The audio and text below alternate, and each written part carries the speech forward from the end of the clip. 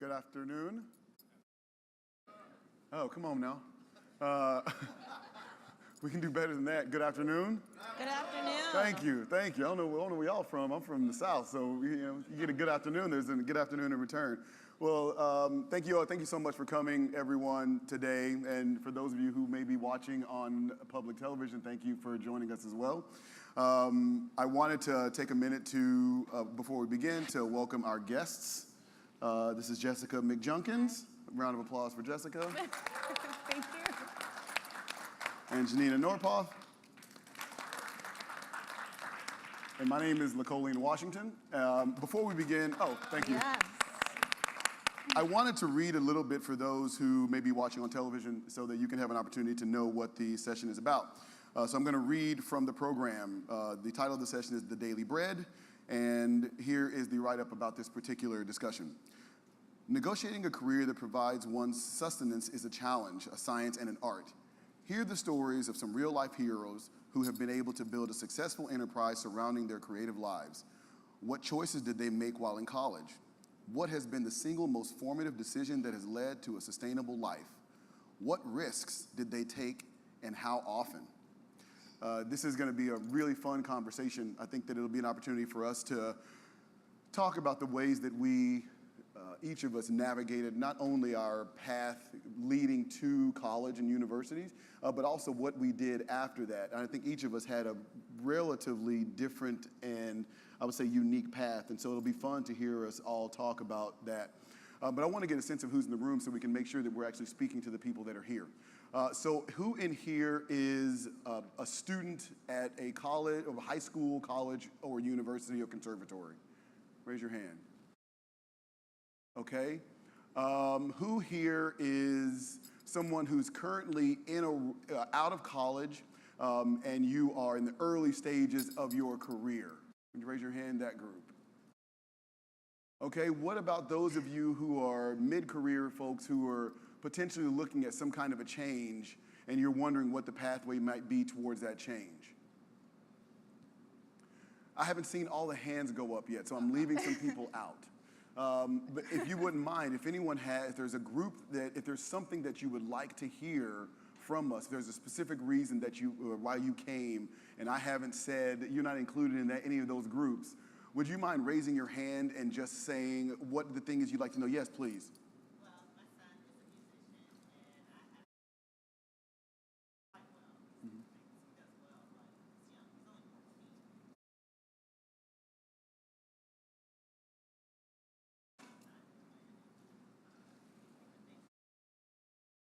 Sure. So what she said was her son is a musician and she currently manages him, but she was hoping that she might get some information from us on how she might be able to continue to support him in his career. He's quite young. He's 14. He's 14 years old. So we'll definitely have some conversations about that too, as it relates to things on the management side. And I think you both would be able to have some background in that. Okay. Does anyone else have anything? Because it's really important to make sure that this is valuable to the people who are in the room, and we only can do that if we know what are some of the things you'd like to know and maybe what are some of the pain points for you. So does anyone else have anything? Yeah.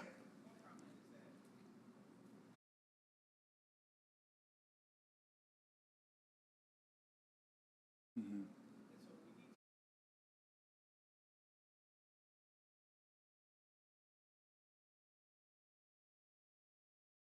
Absolutely, that's a unique perspective, and thank you. Her comment was around being a teacher and being an educator, and as she's preparing young people to become 21st century musicians, what are some things that we would want to be preparing them for? And I think that's a great perspective. I think that is something that we will probably talk quite a bit about. Each of us had a different, we're all music school, conservatory trained, and there were some things that we just didn't learn there that we ended up having to learn on the outside, and so we'll definitely address that as well. There was one hand back here. Okay, fantastic. Does anyone else have? Sure. I'm a small business owner. I started a for-profit autism education program.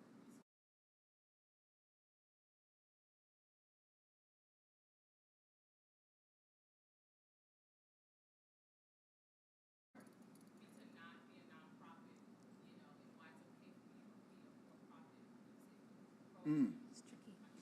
Yeah, that's an interesting one.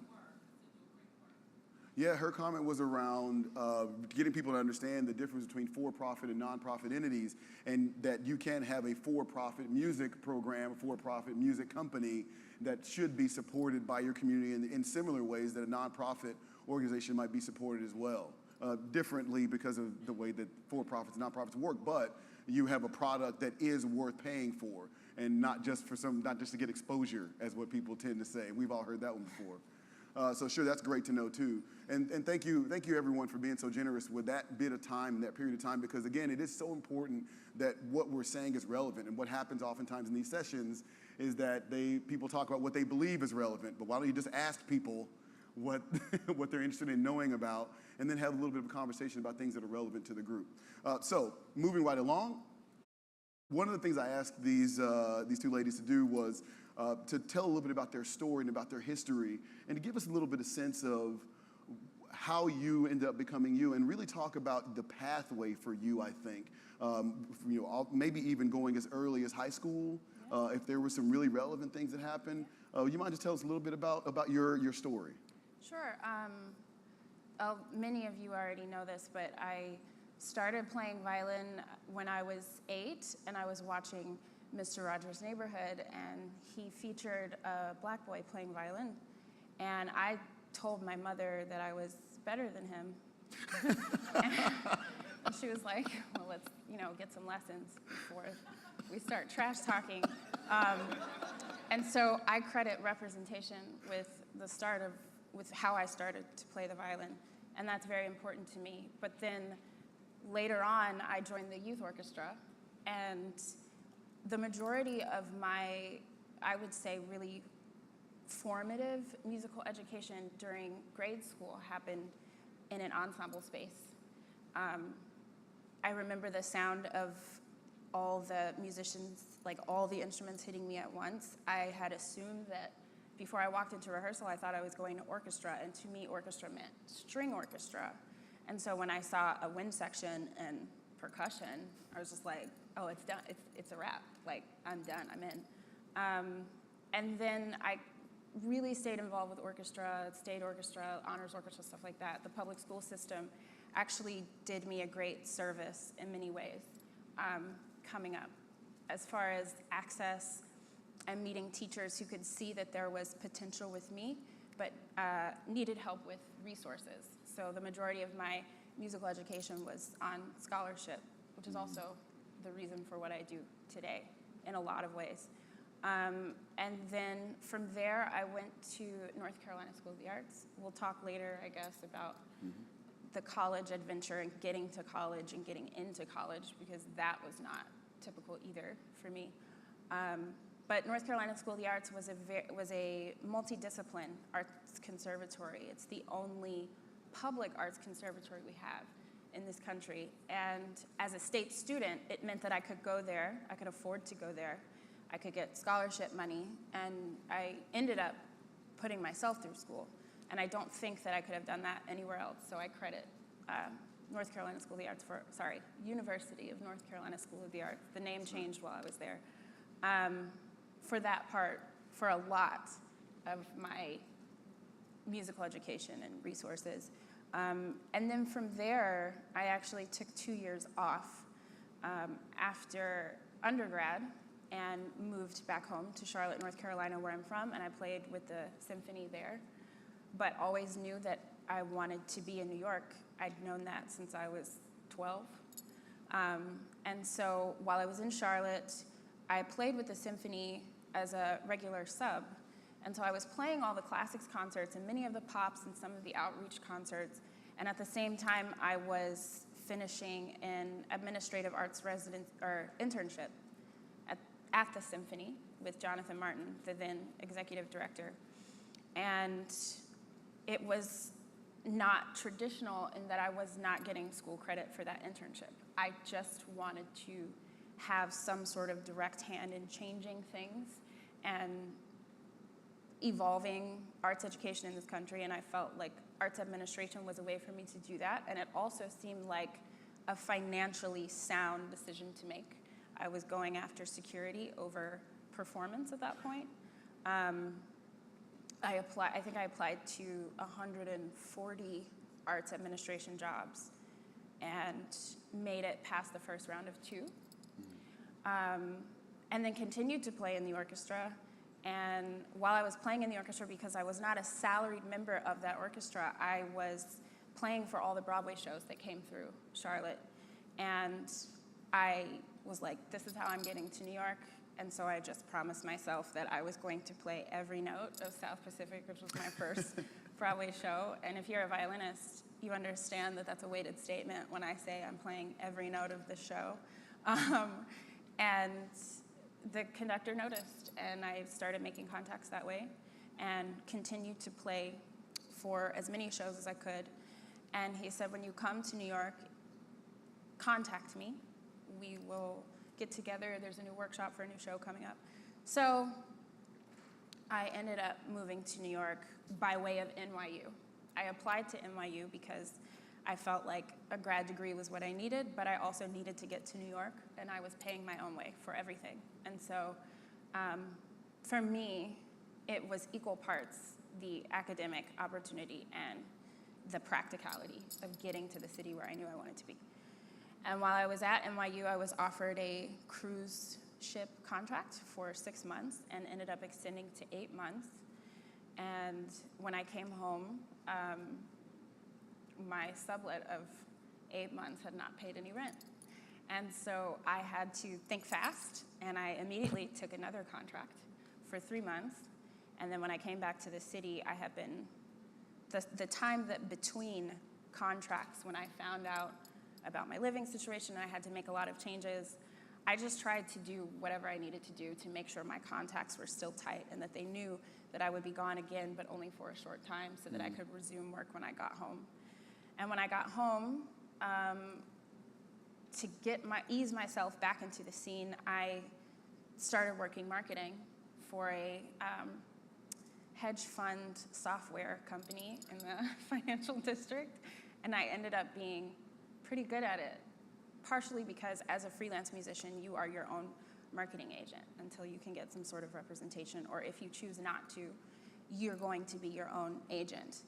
And so that kind of came naturally to me, and then it came to a point where I had to choose between marketing and performance because I was building up my contacts and playing shows, and at one point I was doing an 8-show-a-week off-Broadway show and maintaining a full cubicled office marketing job at the same time, only because the partners of the company were just fans of musicians in general. And so they were very flexible with me. And so then I just got back into the scene and committed fully to that. Come on, man, we want to know how you got to Beyonce. Teaching later. Everybody wants to know. Come I on. I know. Okay. Everybody wants to know how you got to Beyonce. I know I do. I'm sorry. Maybe Okay. that's just me. Lecolion's rushing me, so I'll skip ahead. And then later in the question and answer session, if anybody has any real questions, it's fine. No, I'm kidding. So while I was in New There's York, some shade here. I didn't know if it was. it's bright. Extremely. So bright. While I was in New York, after marketing, when I was working full-time, I was actually put on to Saturday Night Live. That was my first TV gig by Stephanie Matthews, who a lot of you know. Mm-hmm. Yes. So Stephanie hired me as part of her company's String Candy Music, which was revolutionary on its own because it was all women of color. And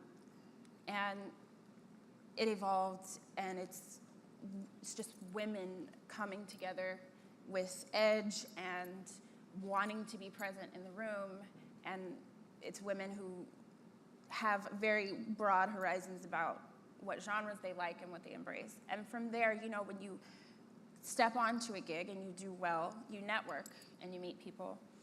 And so I kept building that network, and then I came to a point where I was hired for Fallon, for Yolanda Adams, and Questlove. Amir says to me, can you find players of color, string players of color? And I was like, okay. And that was the first time I contracted. And so that became something that I noticed that these pop artists wanted.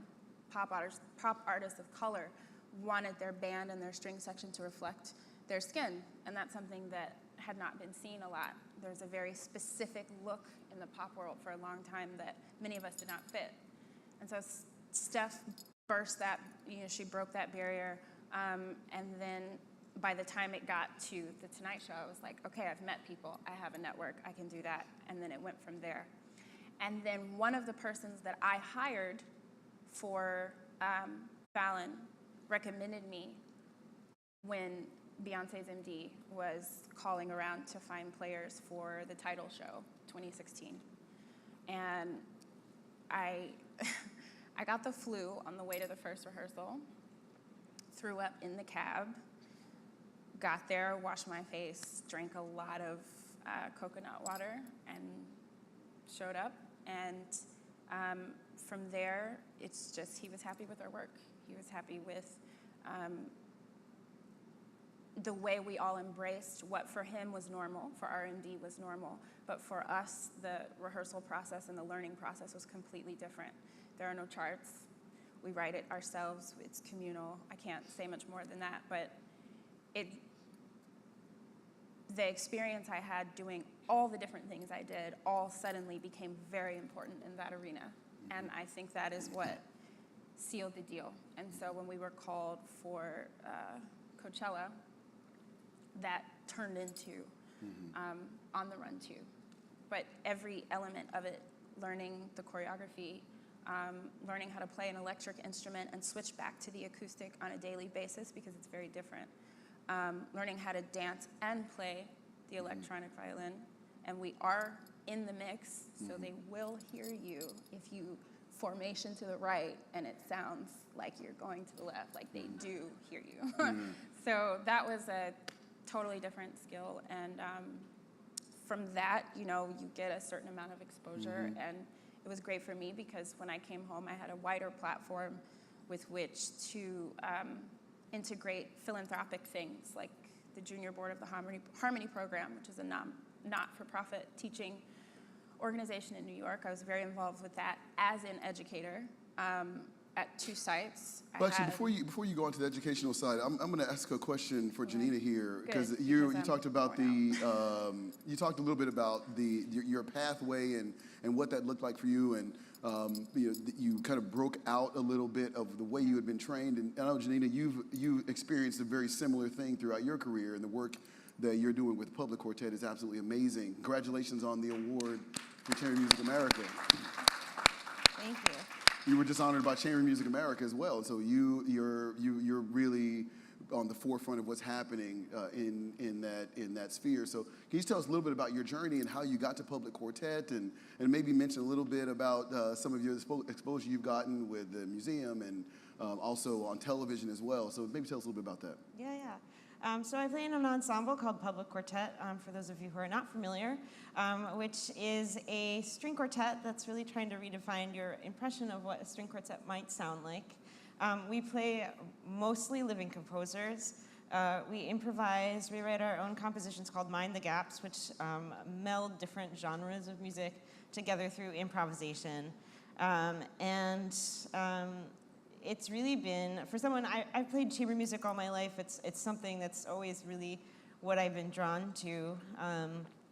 But really being in this ensemble really helped me combine like the best of all the worlds and get to work with people that I am constantly supported and challenged by, which is incredibly important for everybody to have that.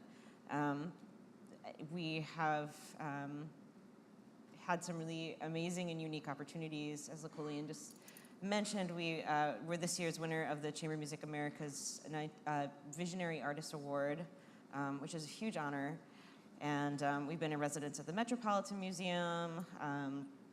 We were on the Colbert Show. We improvised a live soundtrack to the last presidential debate. Hope we get to do that again this coming election. It's my favorite. It was a fun musical commentary. So I am in a place where I get to be very, very creative in my career. I get to work with a lot of living composers. I get to challenge a lot of stereotypes about what classical music is, and that's very conscious in our programming, both in public quartet and when I'm programming other things. I do a lot of arranging, from arranging for major recording artists to currently working on an opera, a revival of Scott Joplin's Treemonisha with Jessie Montgomery, a fabulous composer who you should all know. She's here. And that's another project that I really can't say I'm lucky enough to be part of, because Scott Joplin, as you may know, was an amazing classical composer. You probably know his Ragtime. You've all heard The Entertainer, but he was an incredible classical composer. His classical works were mostly thrown in the trash because nobody would publish them. So it's really a privilege to be able to work on something and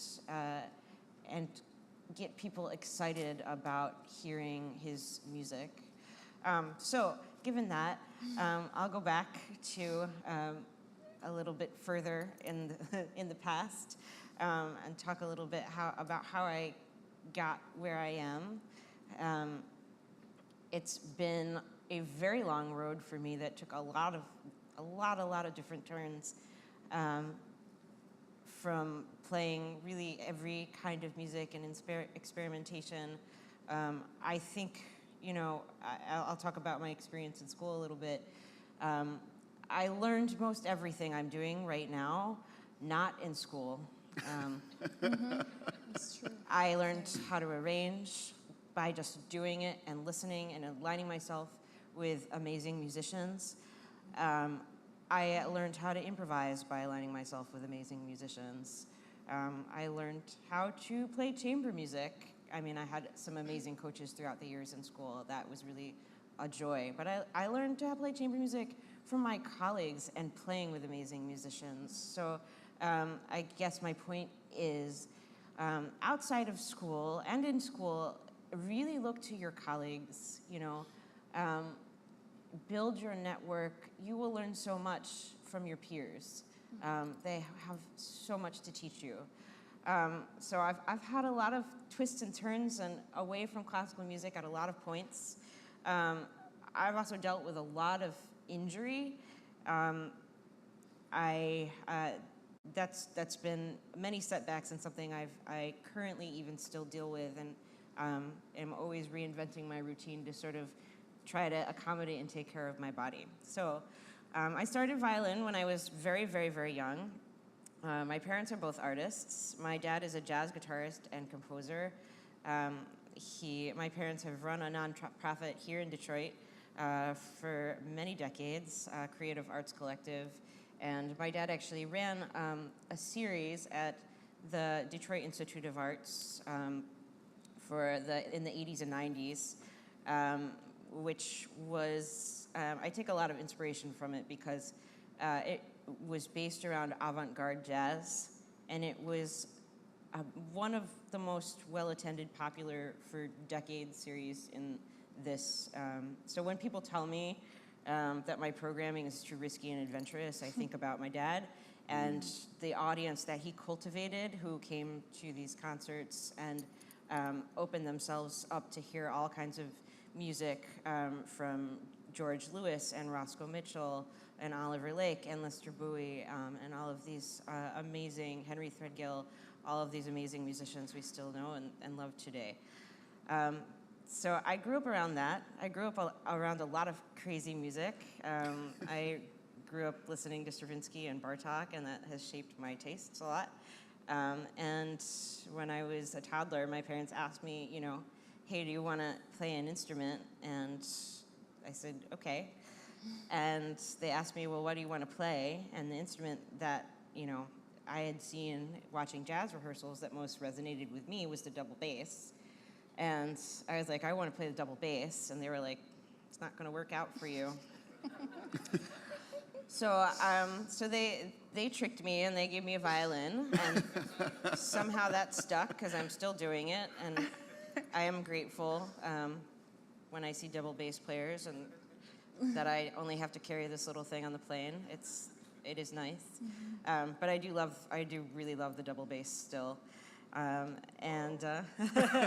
do. I married a double bass player, so there you go. So I started Suzuki Method. I was very well supported in the Detroit area. I went to the Center for Creative Studies, which the music school there doesn't exist anymore, but it was a really wonderful place to study music. I played in the Detroit Symphony Civic. I was concertmaster for many years, and really I was lucky to play. They had a string quartet, just one string quartet at that time. We were coached by Paul Wingert, who is cellist in the symphony, and many other symphony members, and I was just extraordinarily lucky to have that experience all through middle school and high school, and be able to play, that really shaped my love for chamber music. So I developed this love for music, and it was really an outlet for me. I had a great experience with chamber music. I was studying with Paul Cantor and going to Aspen Music Festival every summer, and it was really my outlet and what I looked forward to. I couldn't wait to graduate high school and just be able to focus on music. And I was goth. I loved to listen to rock and roll. I loved Nirvana and Alice in Chains, and I was definitely that girl with black hair and black nails who was like rolling through classical music, like, hey, I play Mozart. And so I graduated early from high school. I took homeschooling courses so that I could graduate early because my high school worked on a credit system. And at 16, I moved to New York, and I went to Manhattan School of Music. And it was not the right decision for me. Manhattan is a wonderful school, but it was not the right decision for me at that time because I got really, really lost. And my teacher who I studied with, who was also an incredible teacher, was not the right teacher for me. And I went to all the people who are in high school and looking at teachers and looking at a career in music. Make sure, just because somebody has a wonderful reputation, that doesn't mean that they're the right mentor for you, And you need important. Yeah. It's really super important. And also, you need to like them and they need to like you. That has to have, because I think somebody was saying yesterday, with teachers, often, 20% of the studio is getting 80% of the attention. And that's not because, somebody doesn't like everybody, but, you as a teacher, you want to invest in the people that are going to give you the most return. And sometimes that changes. For me as a teacher, I've underestimated students sometimes, and then they've shown up, and I'm like, where'd that come from? You listened to something I said, and it took longer to develop, and everybody has their own way of learning and their own interpretation of when, I've learned so much from teaching, actually, about myself and in my process of learning. That is very true. That is very true. I would say all the time to my students, the scariest thing is when you see one of your students exhibiting one of your own bad habits. Because you're like, I don't want the worst parts of me to be my legacy in the world. The fact that I don't move my thumb just the right way. I don't want that to become the thing that, oh, you studied with Lecolion, I see. So on that note, I'll just share briefly about my own experience, and thank you both for sharing. It's really interesting to hear the two of you talk about your experiences there. Like you were talking about the experiences you had. They're really outside of music, but you were able to use some of the things you learned in music as a freelancer, and you're talking about just the impact of the teachers in your life, positively and in some ways negatively as well, and how when you're making that decision on where you want to go to school, just how important a decision it is. And it's not just a name on your resume. I mean, this is the person that you are actually committing and saying, you're committing this person saying, I believe you will get me to the next step. Not that you could get someone to the next step, but that you're going to get me, this human, to the next step, which I think is really, really an interesting take. My own story is actually very similar. It takes pieces of your stories. I was really glad you mentioned the marketing thing because it made me think about some decisions that I made in college. I grew up in the Dallas area. I grew up in what most people would call an underserved black community. It was what I had always known. When I was in 6th grade, my middle school was seized by the district, and so a student like myself, whose test scores were too high, I essentially got kicked out of my middle school because I couldn't be there anymore. Fortunately for me, when I was in 6th grade at that school, my band director said, I was like, hey, I want to be in band. My band director said, well, you want to play this? And I was like, well, what the heck is that? And he said, well, it's a bassoon. And I was like, oh, sure. And so he gave me a bassoon and a fingering chart and was like, good luck out there, kiddo. And I was, a decent bassoonist, but I wasn't great. When I went to college, University of Texas, I actually went as a chemical engineering major. That was my original major there. And then I switched to music while I was there, to music ed. I wanted to be a band director. And I ended up realizing that I was in a middle school at the last bell of the day. And if you've ever been at a middle school in the last bell of the day, it's frightening. It really was. It was like they opened up the cages at feeding time, and so it was pretty intense. And so that was when I knew that maybe that wasn't the thing for me. And I always loved playing, so I went to bassoon performance from there and went to Manhattan School and grad school there. I'd won some concerto competitions right before that, which was really great. I remember my teacher in college, she told me once, she said, Lecolion, I think you have some potential, and I want to give you a lot of my time, a lot of my effort, but only if you really want it. So why don't you go home, and you don't have to say a word. Your next lesson will tell me whether or not you want this or you don't. If you want this, fine, but it's not your words that will define it. How you perform in your next lesson, that'll tell me whether or not you're serious about it. And that was a really important moment for me because it was a moment in which I was given all the power. And it's very rare as a young person that you're given power. But all the power came to me to make that call. And I'll never forget that. I always credit her, Kristen Wolf Jensen, the bassoon teacher at the University of Texas. She's great. That was what she said to me, though. And I went to Manhattan School. I was orchestral performance. I always thought I wanted to play in the Chicago Symphony. And after that, I really realized that I really just wanted to win an audition. That was the thing that I wanted to do because I wanted to be able to teach people how to win auditions. Every time I was in orchestra, I was always kind of looking at the clock, and what time is it? What time is it? What time is it? And so after a while, I realized that wasn't for me, and I was fortunate that I won an audition at the same time that I was offered a college teaching position. Won an audition at the Houston Grand Opera, and I got offered the bassoon professor position at the University of Missouri, and so I got to pick. And I was like, well, I really just wanted to win, so I'm going to pick the college teaching route. And then from there, it led to all manner of things.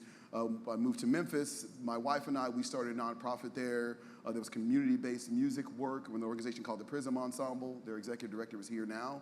I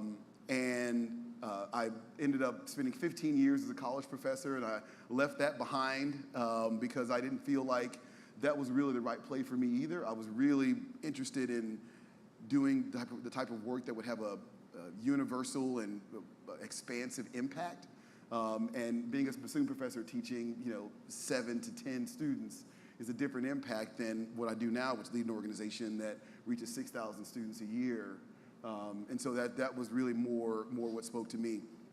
And also I really enjoyed that you mentioned the internship. I actually had an internship at a company as well, and I realized a lot that there are all these skills that we gain on the periphery of our work that in our studies they don't get accentuated. We don't learn all these things. We get a taste of it when you're sitting in a room by yourself. You're in your hibernation period and you're just practicing every little thing. And you're every scale, every note. And then you get to a project and you've got to sit at that computer screen and make it look just right and do it just right. And you're like, oh, that's right. I know how to get into that headspace. I think that's a really, really interesting, really wonderful thing for you to say. And again, I really enjoyed both of your stories. I want to ask a quick question for you both before we go to questions from the audience. When you think about the the educational system, especially the schools you went to, if you were to give them a 30-second message saying, do this for the young people at this place, what would you tell that school? I would tell the school what they probably already know, that in classical music you're told that there is one path to take, or there are maybe two possible paths to take, and that if it doesn't involve grad school, auditioning, orchestras, regional orchestras, summer festivals, meeting people that way, then it is somehow less acceptable. We are resilient people, but if I had to go back, there are many things that I would not like to do over again. Because while they got me to a certain place, the means doesn't always justify the end. And what I would tell people now, for instance, I think about I was at schools that nurtured me as not just a musician, but as a creator. Both of those schools, NYU and School of the Arts. And they encouraged us to step outside of campus, go to Le Poisson Rouge, try to put on a recital there, go to this dive bar, go to this jam session. And I didn't do any of that. And I wish I had. And I wish that I would have taken that time to not only do that, in addition to all of the time spent in the practice room. Because a lot of times you leave and you have to, for instance, I asked a group of players to send me invoices. And one of the players was like, I don't, what is that? I don't know what that is. Right. Or how do I get paid? Right. Or It's important. yeah. Even coming down to absolutely. simple It's things hard enough like to get paid as it is. we need your passport. Right. It's really hard to actually get paid in this industry. So that's Jannina, the what kind would of you share? Well, I'm an adjunct professor at Manus College of Music, and I get to sort of consult in that way. I teach a class there called Beyond the Stage, where students get to curate their own concerts, and I'm also helping develop a program for speaking from stage. But the thing that I would really encourage all schools is to help empower students to make their education their own. I think you don't learn as a student until you're ready to learn. You know what you want to learn, and if you can seek the right people to teach you the things you don't know, then you can build your path, and you can have a stronger identity and faster learning process, I think. I think that's a great point, and I think that both of your stories were so different. I think I guess all three of our stories are actually quite different. It's almost like you feel like you have to resist the entire field in order to be successful. And I actually want to ask. There are two mics here. There's one there and there's one there. There's also some folks who have gone on to Slido and asked some questions as well. So I want to take a few Can I say from the one audience, more please. thing before we move on?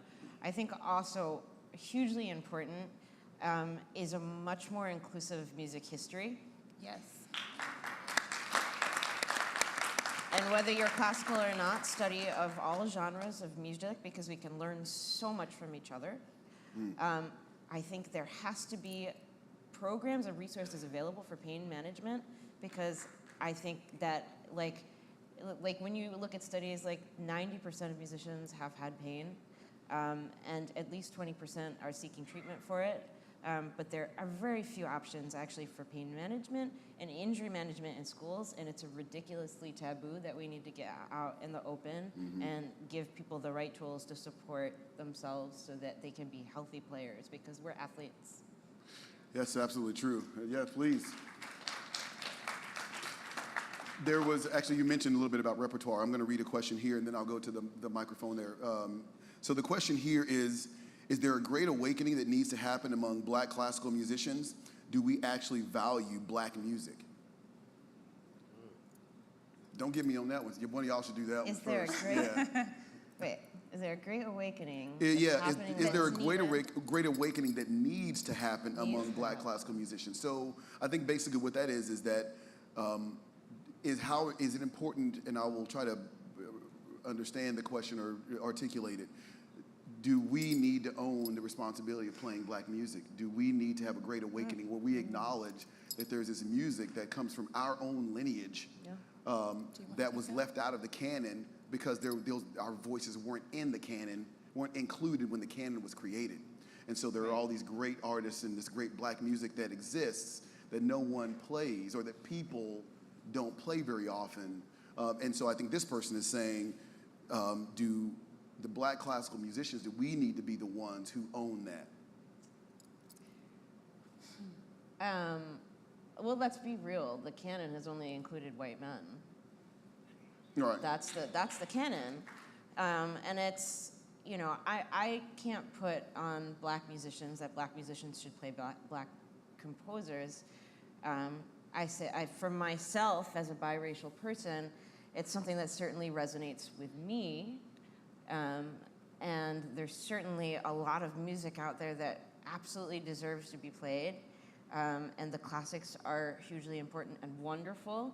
But for me, I've made a point. There's so much music, and there's so much music that is absolutely incredible, that you can put your own stamp behind. And so why not play it, you know? I think that the music of underrepresented composers in the repertoire, there's a story to be told there. And it's a hugely important story.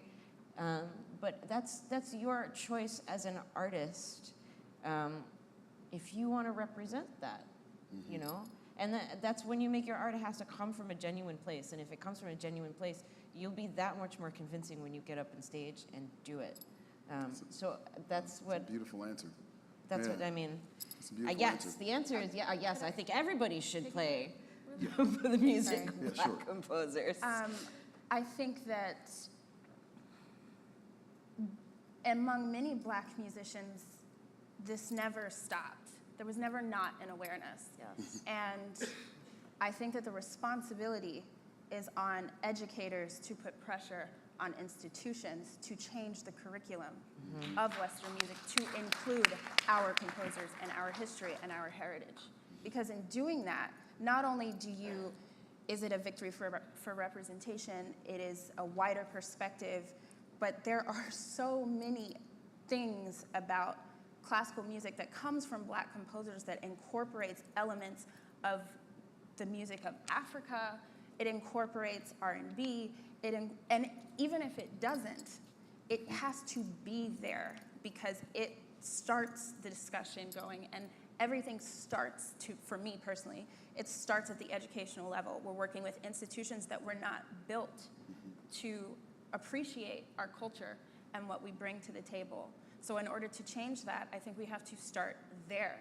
That responsibility, to me, lies with the people who have the power to change that. It lies with administrators, it lies with the board, and it should not be our responsibility. That's church.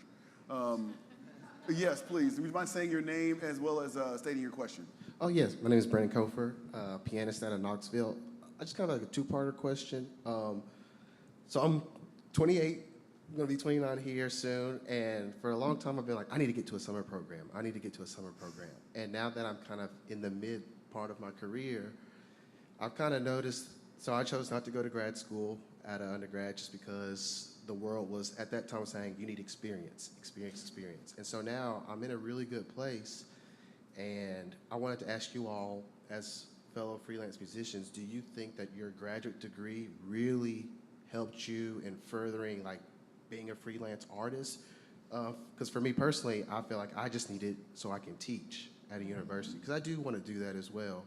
And then, two, when you were freelance before, I guess you hit it big, did you ever have any conflict with money as far as charging people? Because for me personally, I believe if you produce a good product, the money will come. But at the same time, we all have to live and, you know, sustain our lives. So did you ever feel like what you knew you were worth and what you were getting was okay because you knew you were on the path that you needed to be? Or did you have to put your foot down and say, this is what I want, and if you can't pay that, then I'll go elsewhere? Yeah, there's actually a couple of things. I'm going to couple that with a question that we have here as well on Slido, and that is, how do we overcome the financial fears of going on your own and starting your own project? which I think is slightly aligned with that one. And I don't know about y'all, but my landlord has never taken exposure, for my rent. Never once. Sucks, but it doesn't work. Never once. I've been like, yeah, I don't have the money, but what I do have is all these exposure opportunities that I've had this last month. Right. So, the money will come soon, right? And so I think that's it. I always say that hey, we are artists, but it is our job, it is our livelihood, and I think that you're absolutely right. You guys mind addressing maybe one of the questions there? Well, I just wanted to start with what he was saying about summer programs, and they're wonderful. I went to Easter Music Festival for 4 summers in high school, but when I was in college, I could not afford to take any time away from working during the summers. I had to. I was putting myself through school, and I found that the most experience that I got, the actual really invaluable experience I got, was on the job. And I would say that if you are someone who doesn't have the resources, or you are older than the projected age for a lot of these programs, there are these bizarre cutoffs, as if you can't learn past the age of 25. Don't stress. Work. That's what I would say. I also was someone who, to this day, in the freelancing game, you have to really confront and accept the fact that it will be up and down a lot. And I feel like so much of it is psychological. So much of it is just cultural norms putting an unreasonable amount of pressure on you. If you're not this place, it means this. If you're not this, it means this. And again, I put it on educators. I tell my students all the time, if you don't want to be a musician, I am not going to teach you any differently, because what you learn here will inform everything else past that. So I would say that's the biggest, for me, I don't know if that helps answer your question. Yeah, and also the question about the graduate degree, I think it's interesting. I would say that. Oh, and I didn't finish my grad degree. Oh, sorry. Oh, you didn't finish your grad degree. To Yeah, add right. to his point, right. I never finished. Yeah, and I would say okay. that someone like myself, I would say I've been on multiple sides of this. So it depends on what you want to do. When I've been on the search committee side at a university, when we're looking through resumes and those sorts of things. And to be honest, when we look through them and you look for something that authorizes that person to be considered. And there are all manner of things that are authorizers. A festival, a teacher, a space. We've gone to conservatories that are authorizers. If you say you went to Manhattan School of Music, people think that means something. When you say you've been to NYU, or you say you studied in New York City, those are things that are authorizers for some people. And so there are some spaces in which there are authorizers, and those are necessary. But I think that there are other spaces, though, where the art and the artist have the most value, and the authorizers are irrelevant. I think a lot of people think in Boston, people are like, if you graduated from Berkeley, I don't know how good you are, right? Because people don't graduate from Berkeley because they get tours when they're students there. And so there's a little bit, and so it kind of depends on what you are and where you are in your career and where you are, I think, locally as well. I'm going to take a question from here, please. Say your name and your question. Hi, Yannis Izquierdo, I'm a violinist, and my question has to do with the music business, and specifically around building a team for your original projects or organizations. From my own personal experience, I find that as your project grows and scales, comes a point where you want to branch out and form a team of people to help you, whether that would be booking agents, publishing companies, etc. But that often can be a tipping point where that can really launch your project further, or really kill it if you don't get the right group of people. So I was wondering if you could share some of your own stories about building a team around your own entrepreneurial pursuits, and how did you know that you were choosing the right people to work with you for your projects? Please. That's a Jannina question. Oh, everyone points at me. Wait, come back. Because by team, do you mean artistic partners that you're working with? Are you talking about management, publisher, publicist kind of team? I suppose it could be both. It depends on what it is. But I was thinking more like non-artists, like the business part of the music industry. Business part of the music industry. But it doesn't have to be. I mean, I could answer whatever is relevant to. I can answer a Yeah. smidge. I can answer a smidge on that one. I would say that in someone who's done some startup types of things, in the beginning it's one person. It doesn't matter how many people are involved, it's just one who's doing everything. Whether it's a nonprofit, a chamber ensemble, or whatever, it's always there's the one person who's really got to be in their bonnet about whatever the thing is that we do, and you're bringing everyone else on board to this thing, and that person's usually the visionary. Depending on who that person is and what they are, that determines what you need. But yes, if things grow, you eventually get to a point to where you need things, but it's rare that you get to a point to where you need specialists. More often it's like, I need someone who's a generalist, someone who does many things, because I'm doing many things. I need someone else who does many things too. So if you're like, oh, I'm doing all of this stuff, I'm doing all of our booking, and I'm dealing with the publishing, I'm doing all that. I'm also dealing with the artists and getting the rep and getting everything. I'm moving chairs and stands, right, and things around. You might say, okay, I need someone to manage booking and moving chairs and stands around, because those are the things that are maybe the greatest challenges for me. The things I don't really like doing the most. And if you are the one who does everything at first, it's really that person that decides which things start to branch off and go to other people. And so I would say if you're at a space where you're like, you know what, we need a manager because we're getting so many things, it would really, in full disclosure, in full honesty, most of the time you have these groups and these collaborations. More often than not, it's really one person that's driving the bus for a long time. And I think it's important just to be candid and open and honest about that. But that would really be upon that person to be a little bit introspective and think about what it is that you want. And that would probably tell you what you would need after that. And then you would be the one to go find it. Sadly, we feel like it would be like, oh, if I just tell people to do a few things, they'll do them. And it's never the case. No. You have to do Right, it always ends up being the one. And I've been in the group where I wasn't the one. And I was like, yeah, you should get on that, right? But I've also been in situations which I have been the one who had to go and do all the things and raise all the money and all that as well. But there is always the one who drives the bus. And so in whatever your project is, whoever the one is, that's the one who'll be making that call, all the calls for an extended period of time. And just embrace it on some level, because that's really how things are founded anyway, off the strength, oftentimes, of one person, the strength and character of one person. Yes, 5 seconds. Okay, just super fast. If this is something that you really, really, really care for, it will work. In this culture, people have no patience. Many things are not genuine. The things that succeed are the things that are real.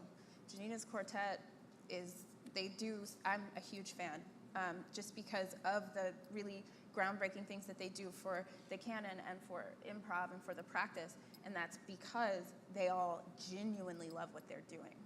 So the first thing to ask yourself is how committed you are to your vision, and if there's something else like informing that, it might be a little bit trickier. Thank you, and thank you for your questions. And unfortunately, we don't have time for other questions, but we'll all be out backstage here, so you can ask us questions out in the back, so please feel free. But I would say that on some level, in closing, I think if what you've heard from the three of us is that there is no linear, direct path that is going to be the same for everyone. This is a beautiful time in the history of music in which everyone has an opportunity to create their own path.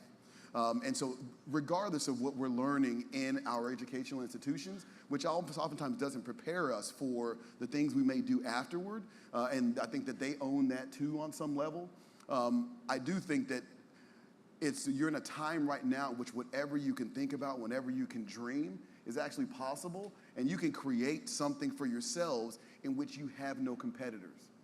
And that's the beauty, I think, of this time right now. Rather than being competitors and competing with each other, this is the time in which venture capitalism is flying all over the place. So you actually have an opportunity right now to create something in which you have no competitors, like I think what these two ladies have done here. So again, thank you so much for taking time with us today. Thank you, too, for your great comments. Thank you. Thank you. And we will also be back to share more.